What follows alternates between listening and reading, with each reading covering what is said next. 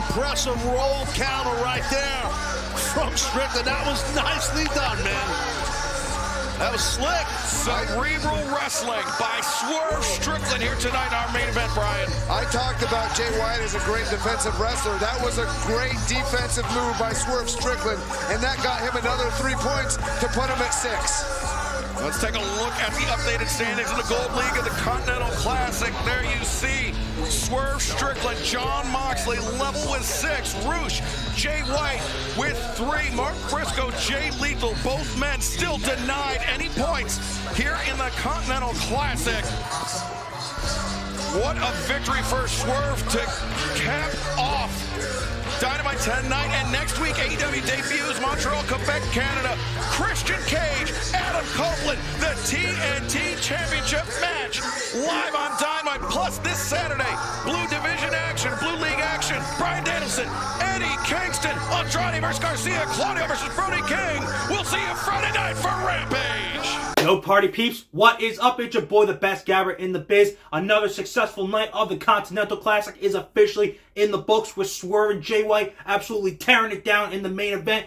Could the identities of the Devil's Henchmen finally be revealed next week? And it was so nice we decided to do it twice, but in a different order, because Adam Copeland just told Christian Cage, our patriarch of AEW, to go fuck himself. Great job, Warner Bros. You mistimed that censor. Freaking hilarious. Guys, don't worry. Everything that happened here on the show tonight, you're going to hear right here, right now. So get ready to like and hit that subscribe button. You know you want to, because the newest episode of The Gift of Gabe covering tonight's Dynamite starts right about now.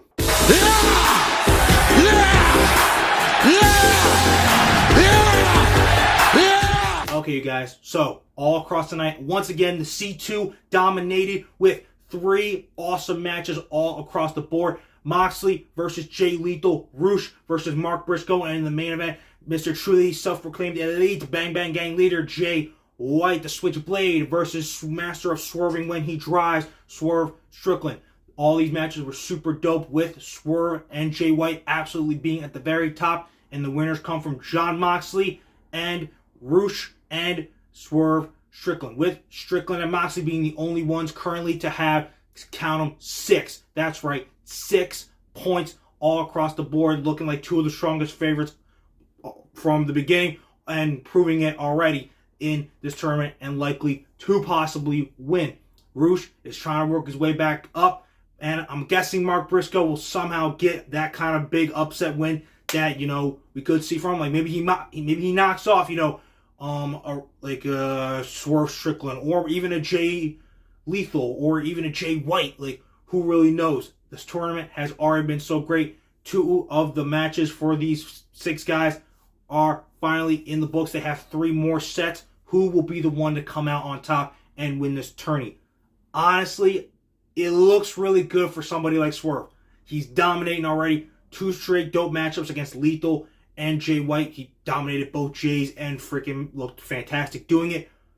And I could really see him winning this tournament. The only thing is, I think he's going to become the AEW World Champion afterwards and be the one to dethrone MJF. So, and I feel like they're going to have someone represent New Japan, ROH, and AEW. Someone who fights more like in Japan more often. Swerve's already got so much on his plate. We should just worry about getting him the AEW World Championship. So while I love how he's continuing to book strong, I'm not so sure that Swerve wins it. But hey, if he ends up winning it, I'll be like everybody else. We damn sure aren't going to complain, because we'll be swerving when we drive all the way into crowning the best Triple Crown winner ever.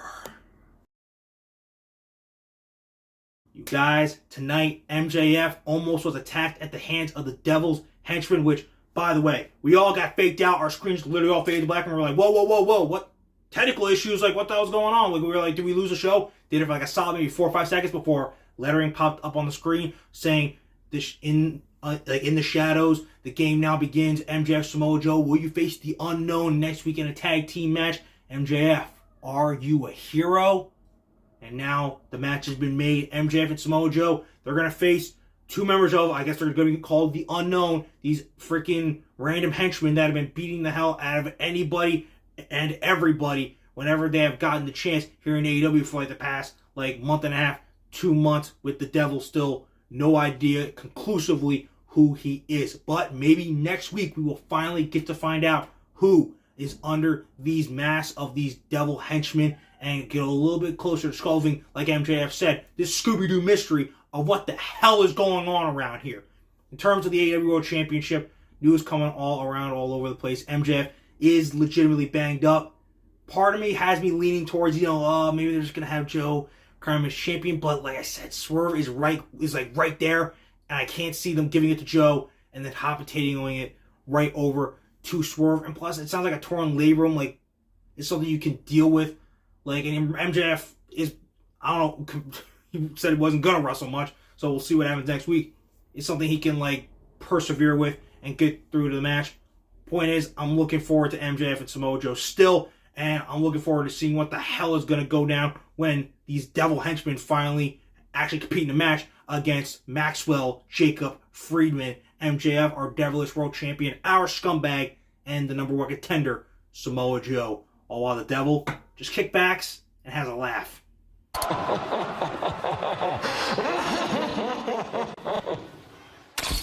You guys, tonight we decided that it was so nice that we were gonna freaking do it twice.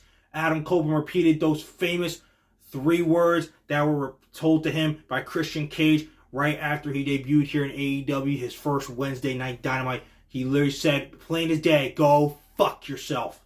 Though, this time Warner Bros. Discovery completely missed the mark on that. We got that full, uncut, uncensored, and then they freaking bleeped it, the crowd noise, right afterwards, because they were shit, we mistimed it.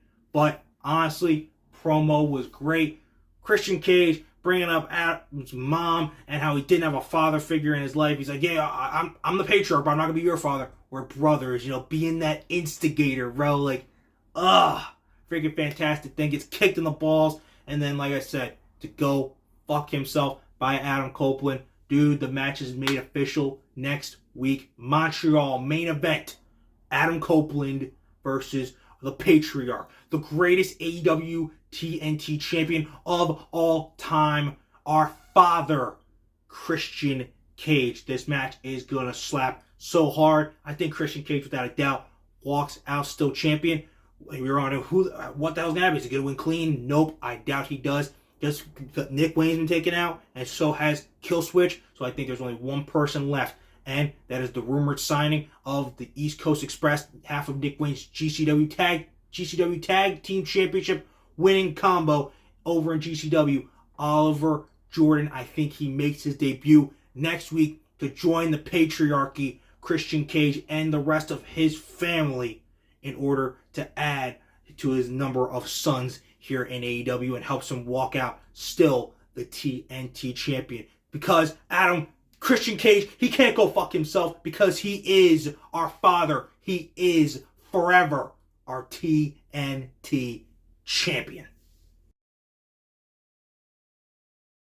Okay, you guys, that is Dynamite. We are done. Skis put it in the rearview mirror. This week has been all kinds of wild. CM Punk coming back. Seth Rollins losing his shit. Freaking McIntyre busting himself open with freaking headbutts on the belts. It's freaking been wild, but our week's not even close to over yet. SmackDown this Friday night. We're definitely going to see more of the megastar. LA Knight. Yeah. Logan Paul, ayo, the U.S. champ, makes his first appearance on SmackDown since beating that deadbeat Rey Mysterio for the title back at Crown Jewel as he scours for his first United States title defense. And Bloodline, your asses better be on notice because Randy Orton, the legend killer, the apex predator, the man who holds the most dangerous 3 letters in sports entertainment, RKO, in the palm of his hands, or I should say, his shoulders, is coming for all of your asses. And Roman, you better start praying because dude has an RKO with your name on for when you get back. And we're still on the road to World's End, and the road to the Royal Rumble has officially begun. Guys, you're not going to want to miss any of these shows. You're most certainly not going to want to miss what your boy, the best gabber in the biz, has to say afterwards. So like I said before, please and thank you. I always love it, and you know you love it too. Keep liking, keep subscribing, and most importantly, remember that when it comes to talking wrestling, who better to gab with than Gabe right here. Alright guys, I hope you enjoyed Dynamite tonight, but don't get too comfortable because an awesome SmackDown is just around the corner. So until then, Deuces Buces, and I'll see y'all on Friday.